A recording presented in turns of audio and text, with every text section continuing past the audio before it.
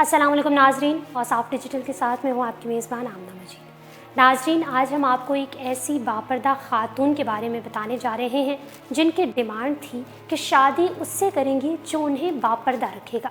एक नौजवान इस बात पर राज़ी भी हो गया कि हाँ, वो उन्हें बापर्दा रखेगा, और इस शर्त पर उन्होंने उससे निकाह भी कर लिया।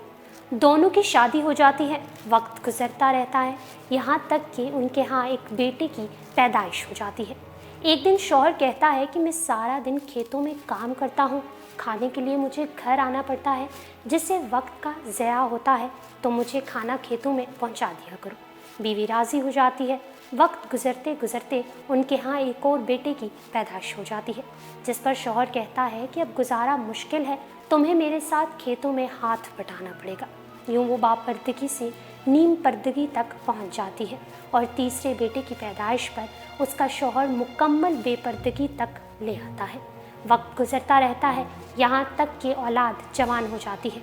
एक दिन यूं ही बैठे बैठे शौहर हंसने लगता है। बीवी सबब पूछती है तो कहता है कि बड़ा तू पर्दा पर्दा करती थी, आखिरकार तेरा पर्दा ख़त्म हो गया। क्या फ़र्क पड़ा पर्दे और बेपर्दगी की ज़िंदगी में? तू अब वैसे ही गुजर रही है जैसे पहले गुजार रही थी।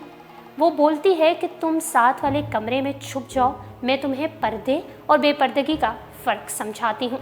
शौहर कमरे में छुप जाता है। औरत अपने बाल बिखेरे रोना पीटना शुरू कर देती है। पहले बड़ा बेटा आता है, रोने का सबब पूछता है तो कहती है कि तेरे बाप ने मारा है। बड़ा बेटा माँ को समझाता है कि अगर मारा है तो कोई बात नहीं, वो आपसे मोहब्बत भी तो करते हैं, आपका ख्याल रखते हैं। वो समझा बुझा कर वहाँ से चला जाता है।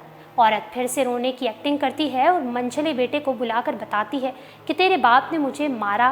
मंझला बेटा गुस्से में आ जाता है और वो बाप को बुरा भला कहने लगता है। माँ को समझा बुझा कर चुप करवा कर वहाँ से चला जाता है। आखिरकार औरत यही ड्रामा छोटे बेटे के सामने करती है। छोटा बेटा तो गुस्से से आग बगोला हो जाता है और ज़ोर ज़ोर से गालियाँ बकने शुरू हो जाता है और डंडा उठा लेता है और कहता है कि अभी बाप की खबर लेता हूँ। फिर औरत शौहर को बुलाकर बोलती है कि मेरे पहले पर्दे के वक्त जो बेटा पैदा हुआ था उसने तेरा पर्दा रखा, दूसरा नीम पर्दे के ज़माने में पैदा हुआ तो तेरी आधी लाज रख ली, जबकि तीसरा जो मुकम्मल बेपर्दगी के ज़माने में हुआ तो वो मुकम्मल तौर पर तेरी इज्जत का पर्दा उतारने लगा था।